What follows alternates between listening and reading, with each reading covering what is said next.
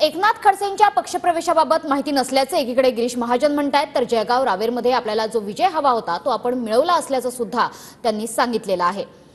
तर दुसरीकडे जरांगेंचं राज्यात नेमकं काय षडयंत्र सुरू आहे असा सवाल लक्ष्मण हाकेंनी विचारलाय। जरांगे असंवैधानिक भाषा वापरतात असंही लक्ष्मण हाकेंनी म्हटलंय। तर ओबीसींचं आंदोलन सरकार पुरस्कृत असल्याचं जरांगेंचं म्हणणं आहे। हे सर्व सरकार घडवून आणतंय असा आरोप जरांगेंनी केलेला आहे। मराठा ओबीसी आरक्षणाच्या वादावर जरांगेंनी हा आरोप केलाय। षडयंत्र काय आहे या महाराष्ट्रामध्ये?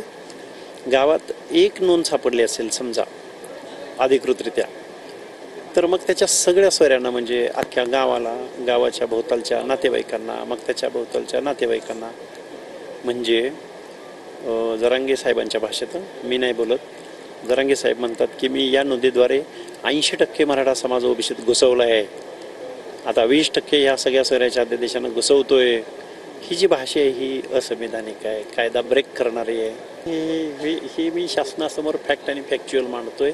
हे वास्तव मांडायला कोणी पुढे येत नाहीये, ह्याचं दुःख आहे या महाराष्ट्रामध्ये।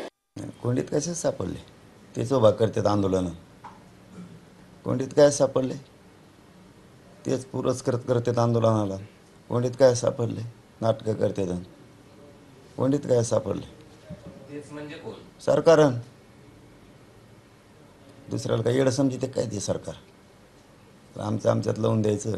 सरकार जाणीवपूर्वक बळ देते या आंदोलनाला, तुमच्या मागण्या लांबणीवर पडावं म्हणून का शक्यता असू नये? का शक्यता असू नये? शक्यता का असू नये? का घडून येते अचानक? शक्यता असू शकते।